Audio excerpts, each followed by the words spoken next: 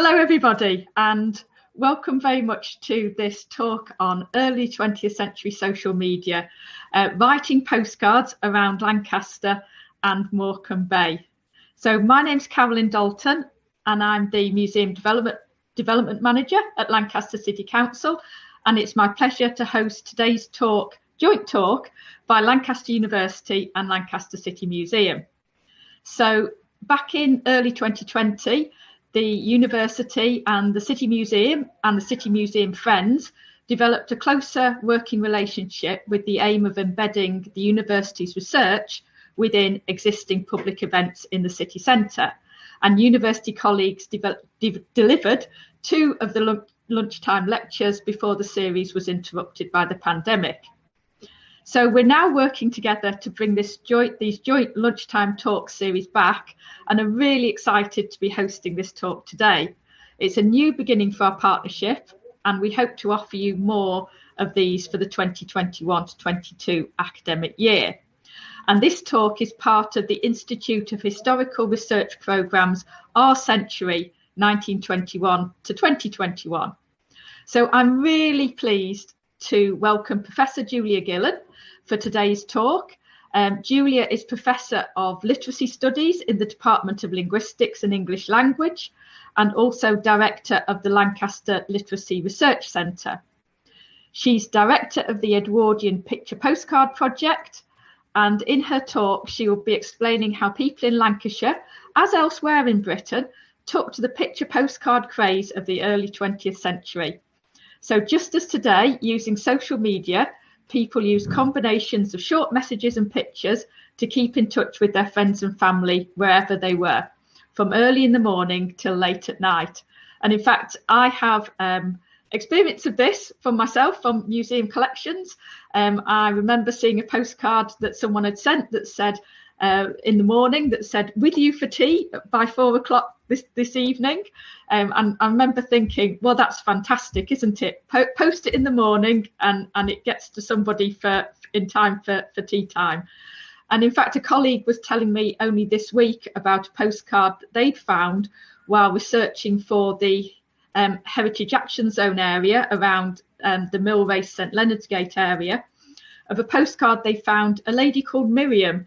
It's obviously a postcard taken of a protest procession, and someone had written, "Oh, I spotted you on this picture, and you looked like you were about to hit that policeman." So she said she'd spent quite a lot of time trying to find Miriam and trying to work out which lady looked like they were about to hit the policeman. So anyway, but also Julia will also be showing us how to use the project's resources, and if you're interested in contributing or using the project for your own local or family history exploration. I hope that you enjoy this talk, have an enjoyable afternoon, and I'd like to now give the virtual floor over to Professor Julia Gillan. Thank you, Julia.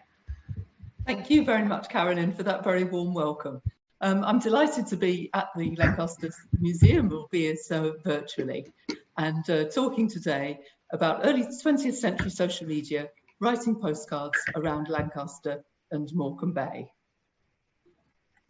So I'm going to introduce the project and myself, talk a bit about the history of the postcard, make some comparisons with social media, and then particularly illustrate some Edwardian postcards in, from and about Lancaster and Morecambe Bay.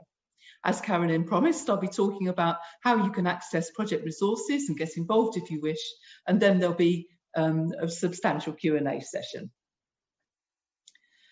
So, as Carolyn mentioned, I'm Director of the Literacy Research Centre in the Department of Linguistics and English Language at Lancaster University. And that's where the Edwardian Postcard Project is housed.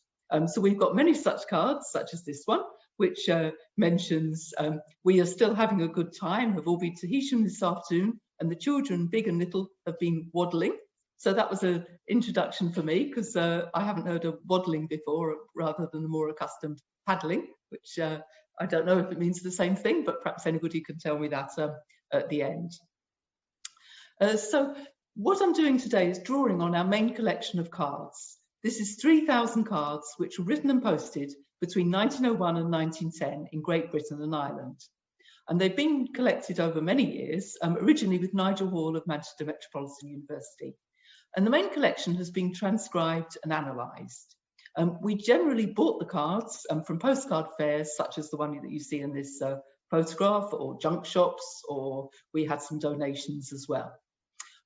Since the main collection, we are still continuing our collections very much, including via the project websites, which I'll be introducing you to at the end in particular.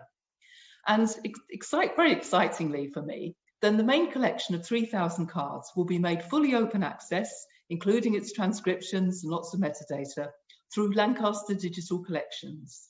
This will be at Lancaster University, which will be launched from the 9th to the 10th of September 2021.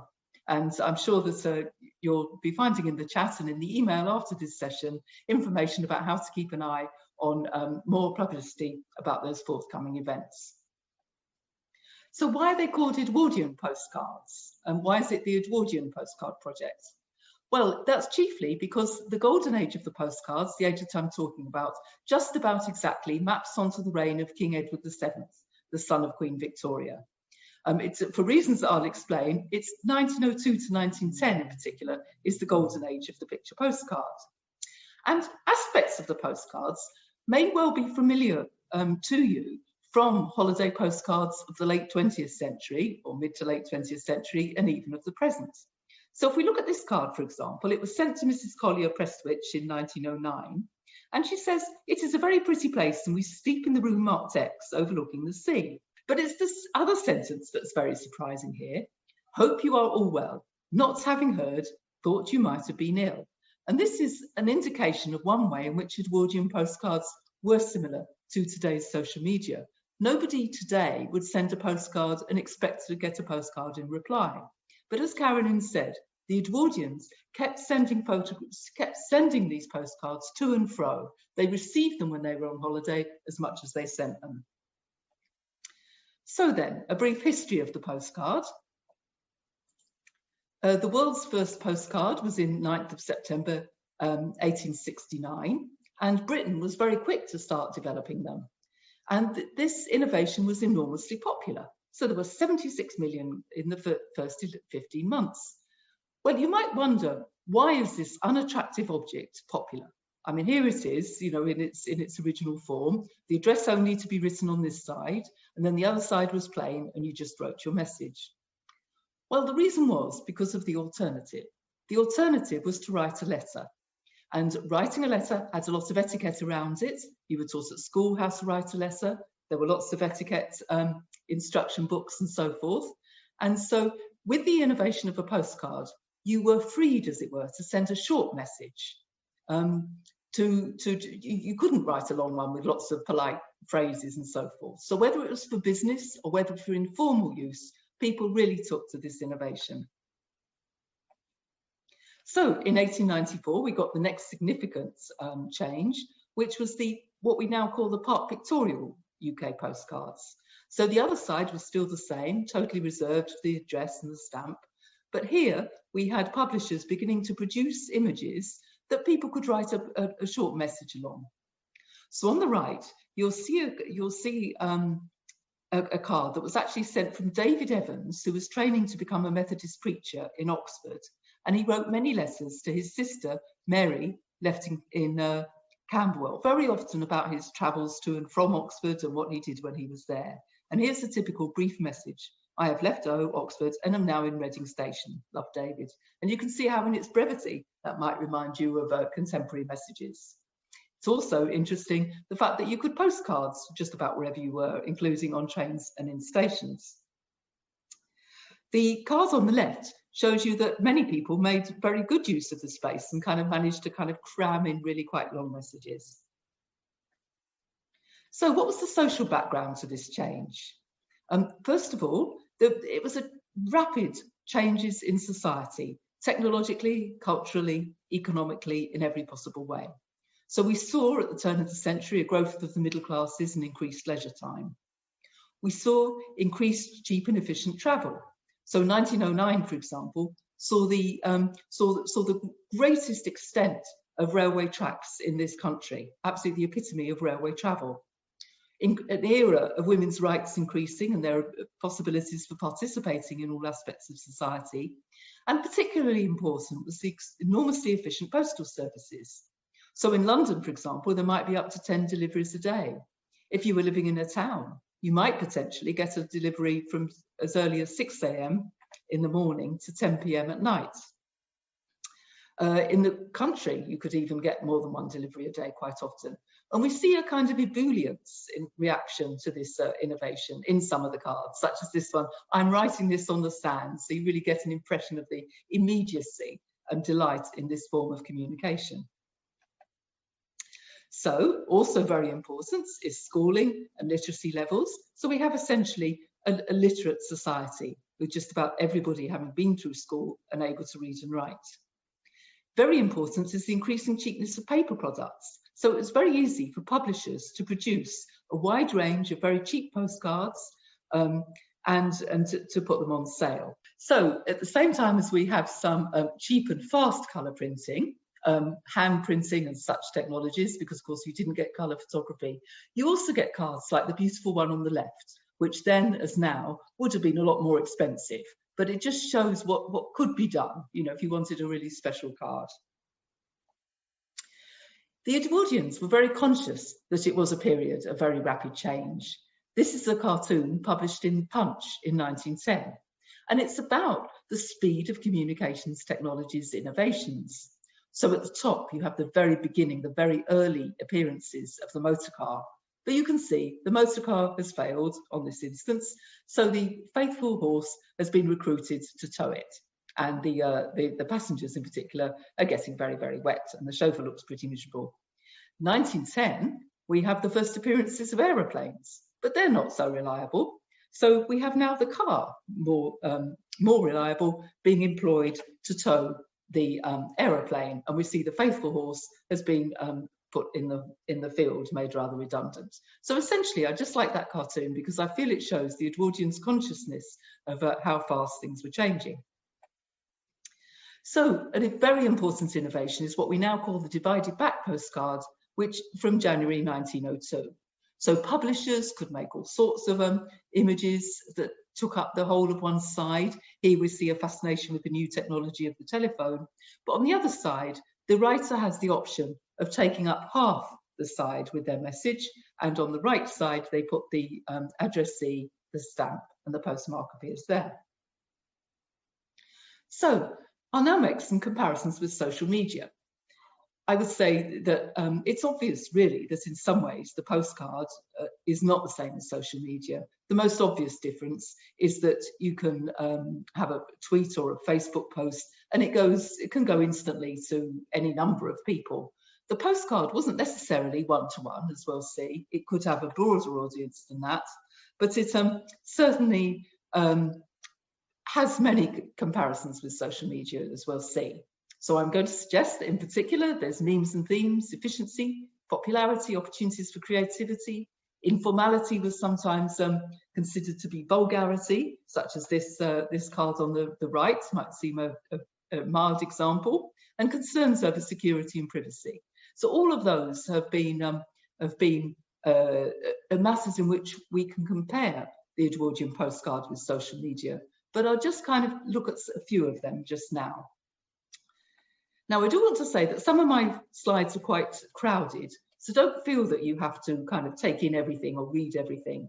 If you'd like to contact me after the session, then I'd be very happy to send you this presentation. So if you want to spend a bit more time kind of reading something or looking at something, then you'll have that possibility. I'll just pick out some salient points as I show you some of the cards.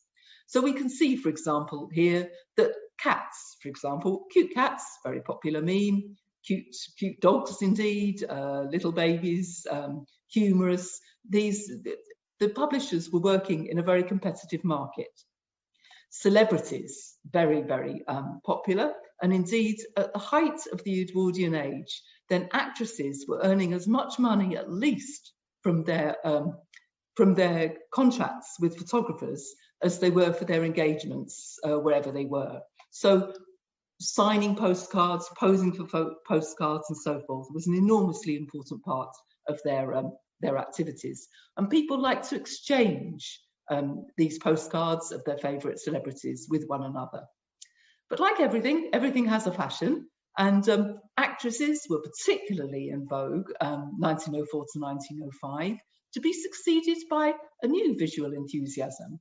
And unless you know what it is already, I think you'd be quite surprised at what it was. Because it was succeeded by a fashion of exchanging cards about rough seas. And as you can see, there's a lot of things said about Photoshop and photo editing today. But the Edwardian postcard publishers certainly were very quick to hop on this trend. They noticed that postcards of genuinely rough seas were selling very well. So they started producing them by, as you can see, adding sort of fake rough seas onto images in order to kind of go into this trend. So all sorts of memes then, just as in social media now, were popular then. Selfies, indeed. Every town would have its photographer. Photographers would produce images for people. You could commission them. And they would sometimes go door to door, for example, saying, you know, how about if I take an image, if you like it, you know, you can then, we'll then print a certain number for you and you can send them to all your friends and relations. And this was perfectly respectable. For example, I've seen a card of a clergyman who had a whole set of selfies of himself looking solemn in his studio and then sent them to all his favourite parishioners as Christmas cards. He posted them, by the way, on Christmas Eve.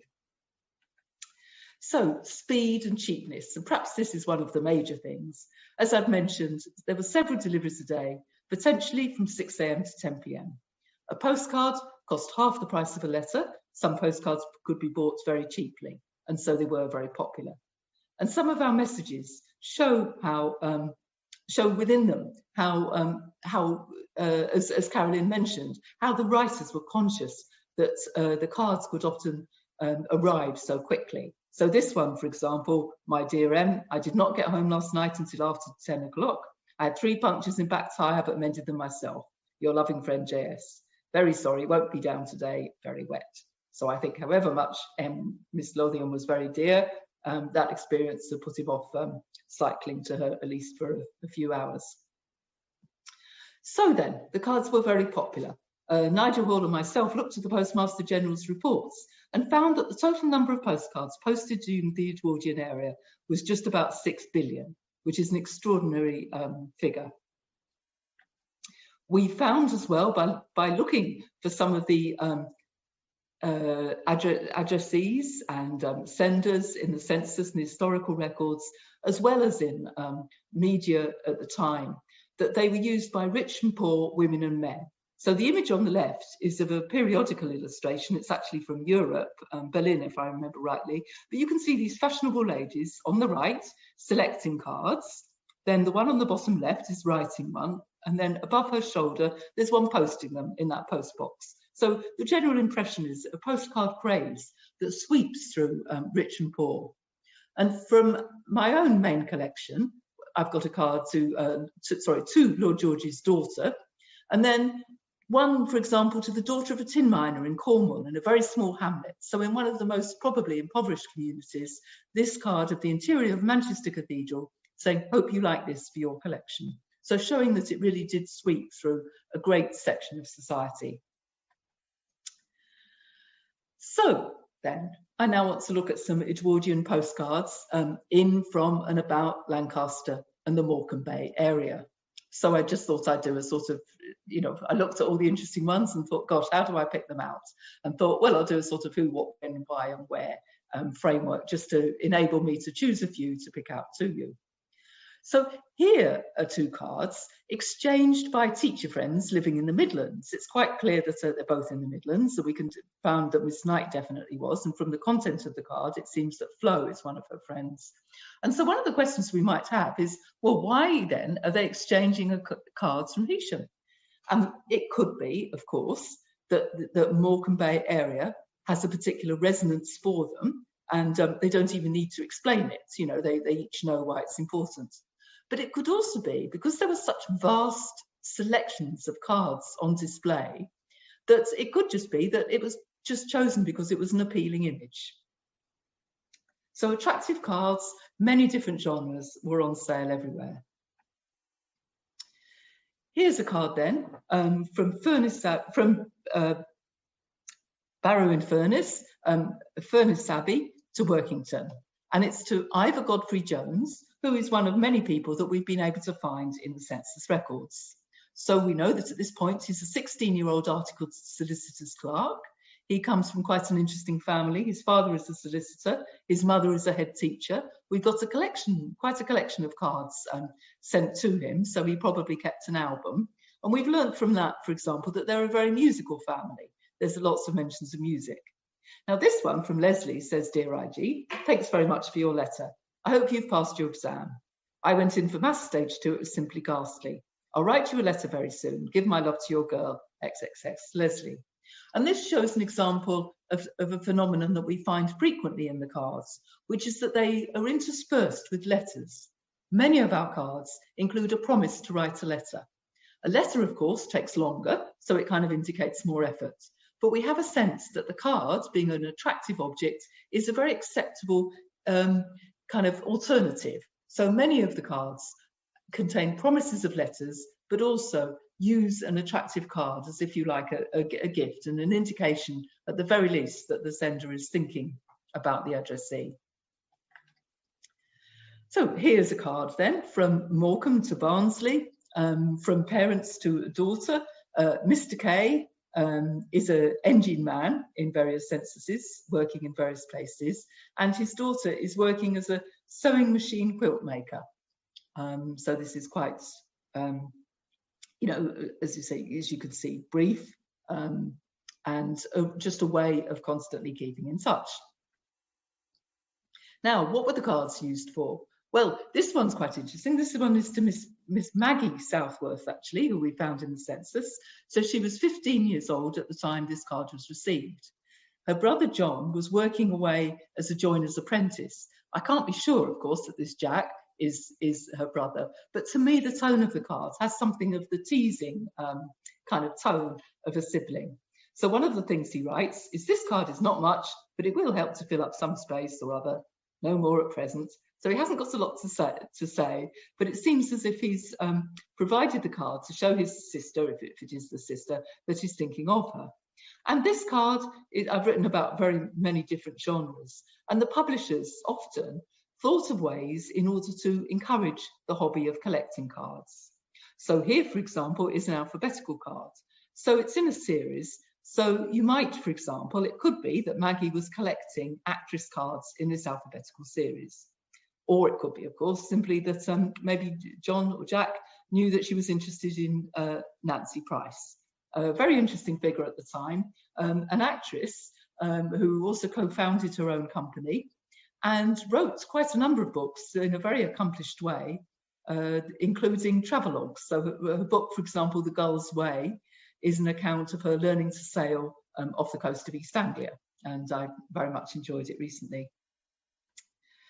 Here are many cards make reference to the quality of cards. So the one at the top says, "Dear Aunt, received your PPC, very pretty." It doesn't say anything explicit about this one, but it seems to me that the quality of this real photographic postcard could be, you know, it could be that the niece is saying kind of, yes, and here's another attractive one back in a different, or maybe the same style. The cards at the bottom of Morecambe sand modelling is sent to Miss Manchester from her cousin. Again, it's interesting that Miss Manchester appears to be receiving it while she is on holiday in Blackpool. So it is, if you like, an exchange between cousins while they're on holiday, which one could so imagine via social media before. And again, it includes an explicit reference to this postcard, which he seems particularly pleased with. These PC are excellent. So who's sending the card? Here's a really lovely example. So 1907 from Ted. "I shall not be able to come up tomorrow, Friday. I can't get a day off for a fortnight, yet I suppose the social will be coming off, but then I don't care much about it. I'm not in such good form for dancing at present, got a bad cold. Hope you're all well, yours, Ted." So we have the impression that perhaps Ted, as Miss Thwaites, are both working people concerned here with how they can make arrangements to meet up or conduct, or go to the same social events. Miss Waits, we've again found in the census. She was born Elizabeth Ann Swaits, but as many Edwardians, she was called Elizabeth after her mother, but probably mostly used her middle name, Anne. She'd gone to work at the rectory in Low Bentham, which was then an extremely imposing building. She was one of 4 servants, and she worked with the clergyman Percy Coates, a clergyman in the Church of England. His wife, 6 children, and 4 servants were in the house. So I do hope that they got some time for going to the social or for dancing, with or without Ted. Many cards, of course, there's a great deal of humour in many of them, often that's understood. This card's Miss Elliot. We're staying at Morecambe, so we won't be back for wash day. Obviously, Miss Elliot will understand whether that means she's got more work or what that means. We'll run up and see you, and then how will the man on the back do?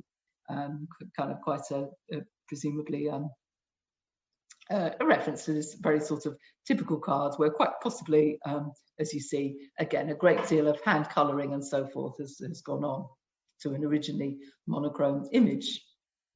Now, this card is one of the ones that absolutely fascinates me. When I first obtained it, I thought that because of what I considered a poor quality banal image, I imagined that the sender, JHC, had actually commissioned it himself from a photographer. Because as I said before, it's very possible, very easy to commission postcards. But in fact, I've met somebody who's seen this very same card, but obviously another instance of it. So in fact, it does just show that you could hardly really have a street that was so insignificant that it didn't have the potential to have a postcard made of it from a local photographer. And with this one, I really enjoy. It's JHC is trying to persuade their friend, Miss Croom, that it would be very appealing to move to Bay and Morecambe.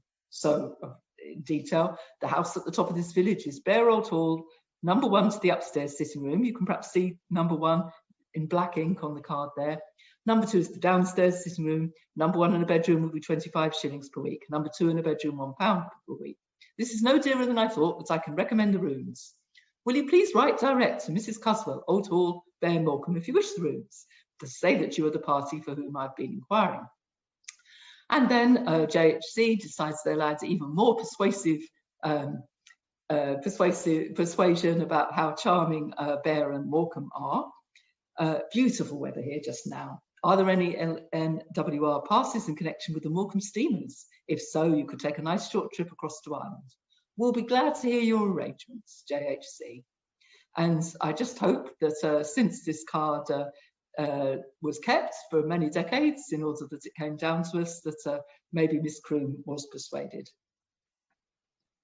So time, if you like, and seasonality. We're familiar in the Morecambe Bay area with the notion of seasonality, and it seems as if perhaps Fred, who sent this card, may have been somebody who was employed for the season. So I quite like this.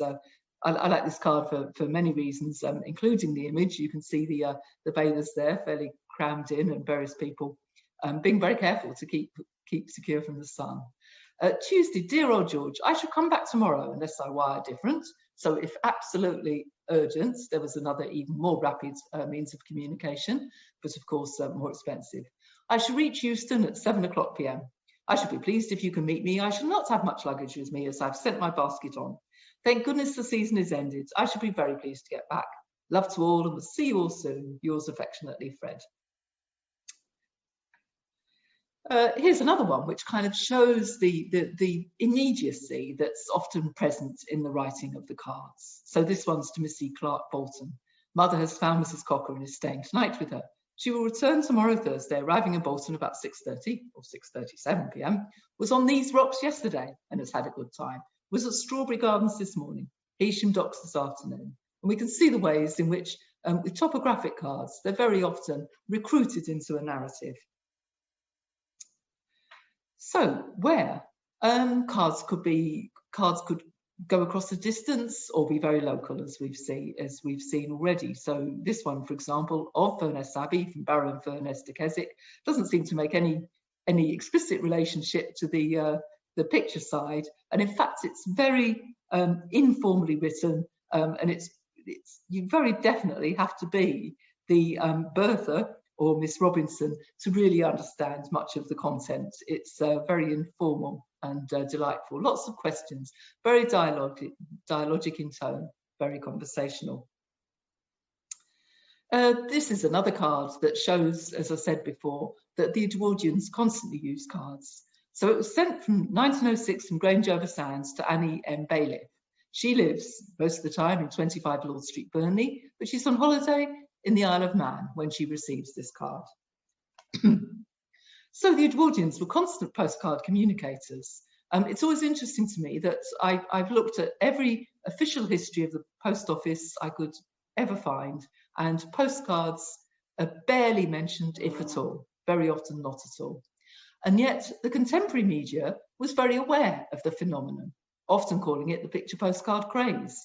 It gave rise to its own publications, and mainstream publications recognised as well. So we have here, for example, this quote from the Glasgow Evening News: "In 10 years, Europe will be buried beneath picture postcards." This journalist in 1907, I'm afraid I use this quote just about every time I talk about the cards. I can't help it. It just fits so well, and I love the fact that it is authentic. When the archaeologists of the 30th century begin to excavate the ruins of London, they will fasten upon the picture postcards as the best guide to the spirit of the Edwardian era. Like all great inventions, the picture postcard has wrought a silent revolution in our habits. It has secretly delivered us from the toil of letter writing, but it certainly has a relationship with letter writing that's very interesting to investigate. So how could you get involved? Well, you can visit our interactive website, where you can simply use it, or you can upload scans of cards. You might use it, for example, if you're involved in local history or family history research. So let me see. So just yesterday, for example, I had a look to see if any new cards relating to Morecambe had been put up, and I immediately found these three. So can I emphasise, these are not in the main collection that will be in Lancaster digital collections. These are part of our new research that we're just so pleased to be still continuing, owing to help from people. We have a Facebook page, the Edwardian Postcard Project, a Twitter account, and just by looking for Edwardian Postcard Project, you can find some further videos on the YouTube playlist. And as I said before, if you contact me, Julia Gillan, I'll be very pleased to either answer queries or to share with you these slides. So thank you very much.